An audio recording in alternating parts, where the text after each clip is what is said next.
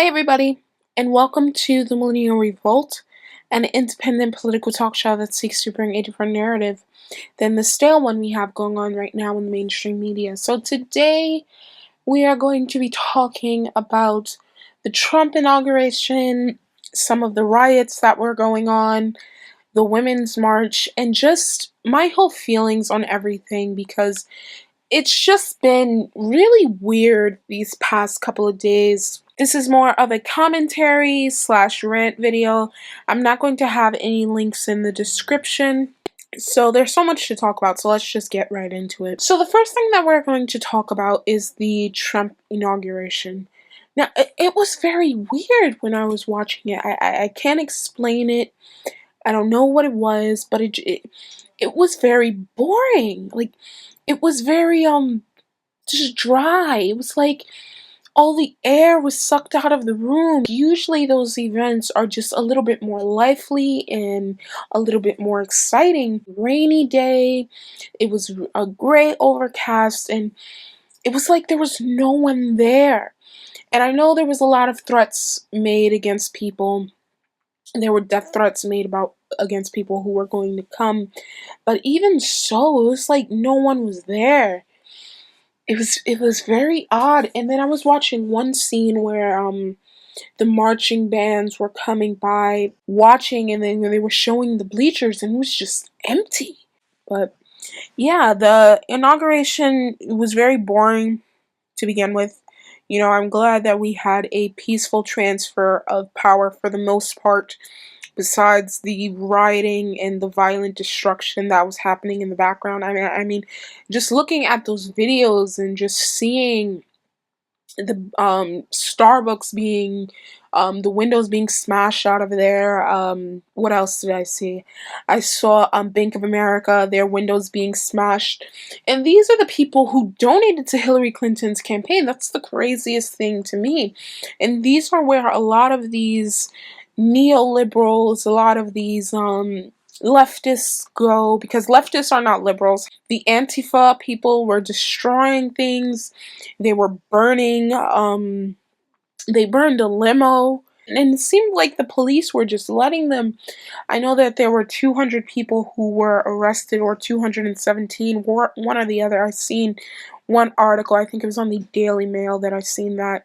And then there was another thing when Trump was doing his inauguration. President Trump was doing his inauguration speech. I still can't get used to that. President Trump, when he was doing his inauguration speech, there were people just walking in the back. It was very weird. For a minute there, I thought they were going to stab him. It was like, we might see an assassination, God forbid, live on television. I've never seen that before. It was just weird. Like, they walked forward, then they walked back, and then they were just making weird movements behind him. It was very odd.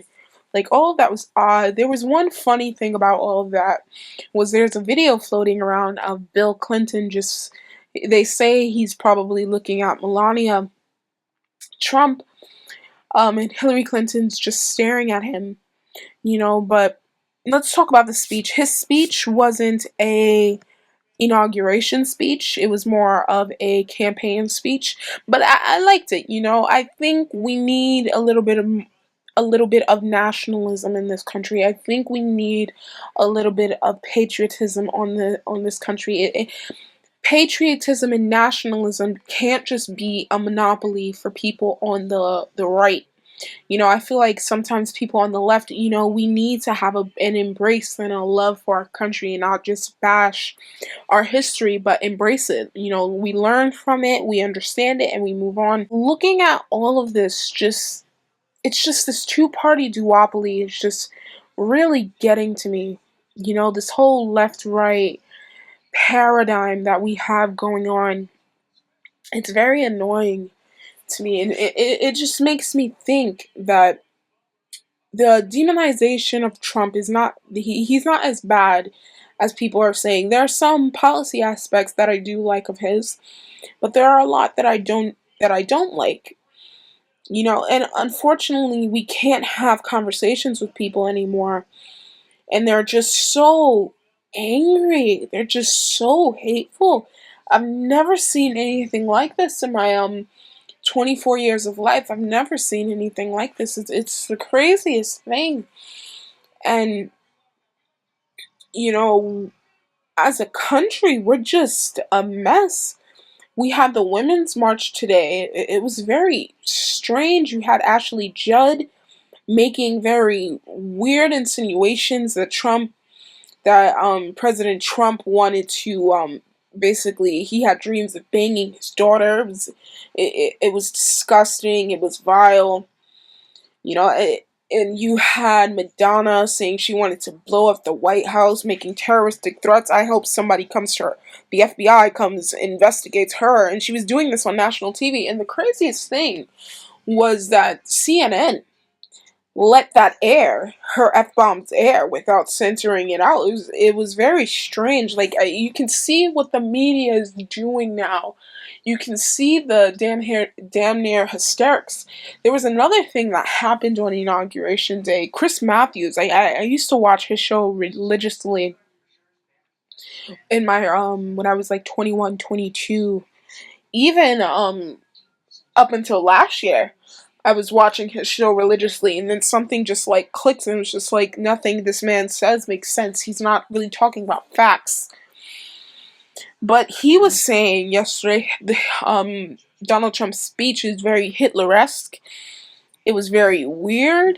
You know, he was just so down, and MSNBC is just going insane.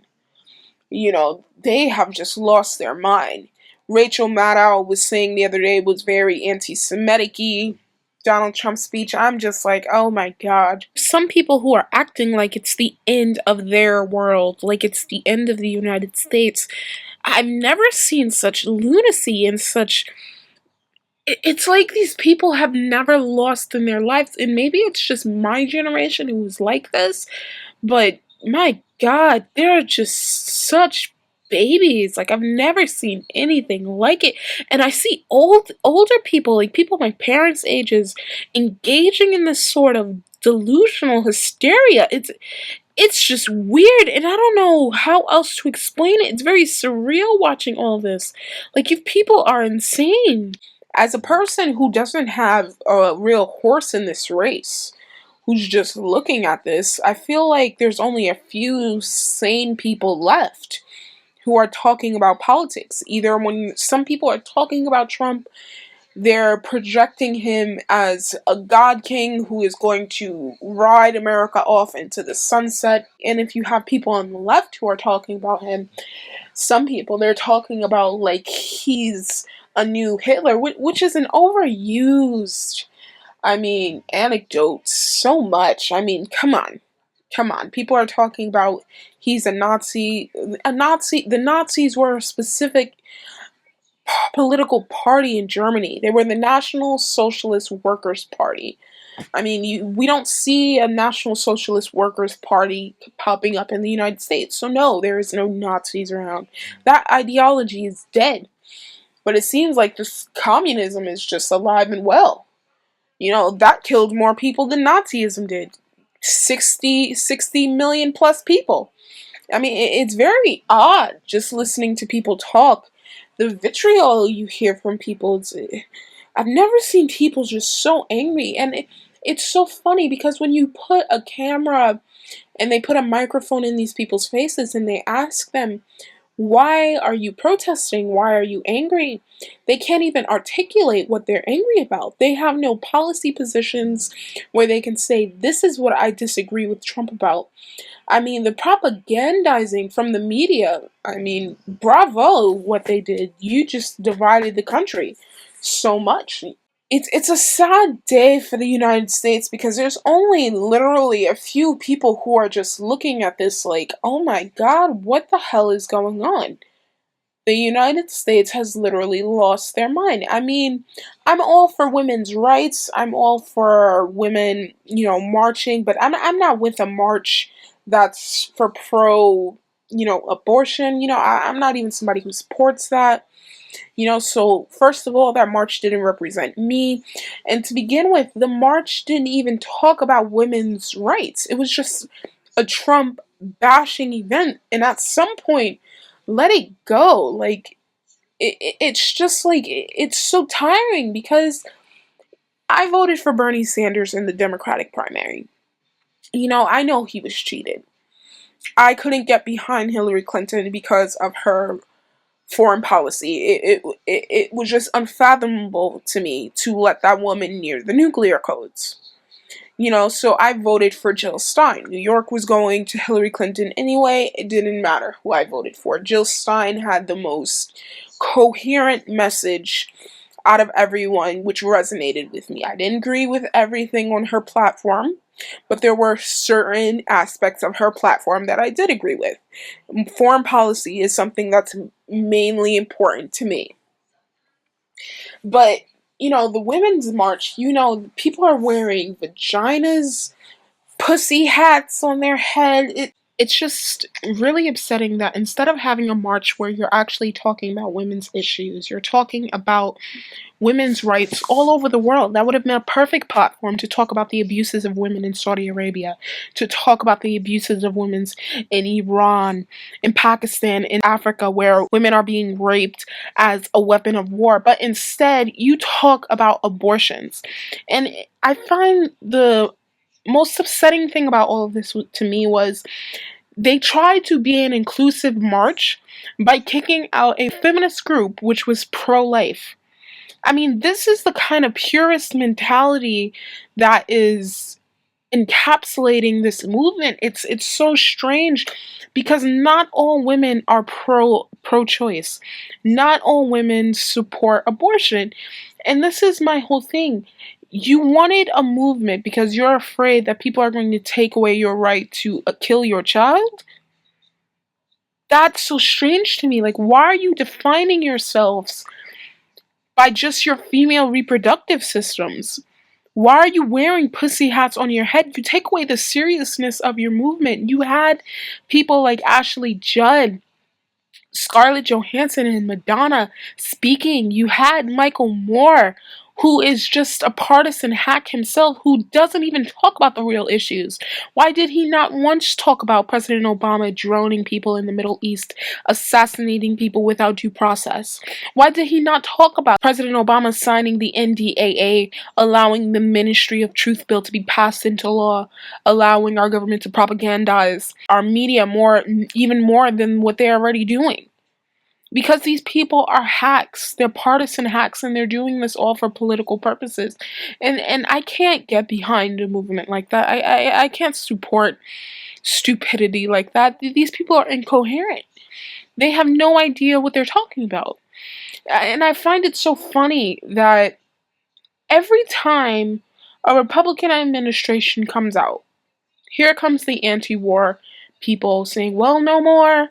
We cannot bomb anyone no more anymore. We cannot get into any more wars. President Obama was bombing 7 countries.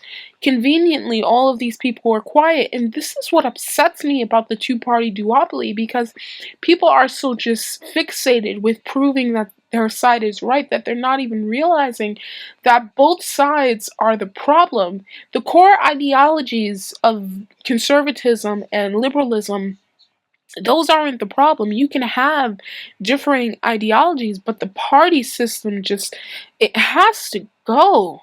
At this moment, the country is just so reactionary. They're upset and angry, but they have no idea why. And the people who are protesting can't even coherently tell you why they are upset because they legitimately do not know. It's manufactured outrage, and that's what scares me so much, is because instead of people talking out their problems like adults, they're just violent and angry and destructive, and it's just so upsetting.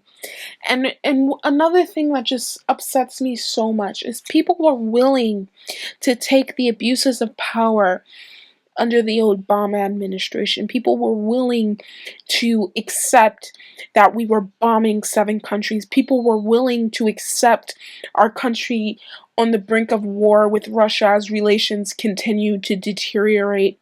People were willing to accept all of these things because President Obama was a smooth talker. He was charismatic. He made them feel comfortable. So they didn't have to pay attention to what the Obama administration has been doing for the last fucking 8 years. And this is what frustrates me so much. I can't deal with hypocrisy. I can't deal with these stupid protests and these movements that are bubbling up. My God. It's just so annoying. Where the fuck have all of you people been? Where have you been? My God. President Obama just expanded the NSA, for fuck's sakes. Are you people kidding me? Are you really fucking kidding me? President Obama has given out so many fucking permits for fracking, but you're mad because Trump took off climate change from the White House website? Are you really that fucking delusional? I mean, there are only a few people on the left who actually get what's going on. H.A. Goodman constantly. It's the sane progressive Debbie Luzinski. I'm hoping I'm saying her last name right. Tim Black. I mean, these Lionel from Lionel Nation. I mean, my God, constantly on point. These protests are idiotic.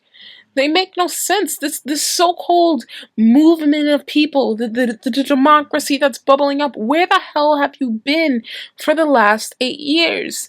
Your phony outrage is annoying. The hypocrisy is just upsetting.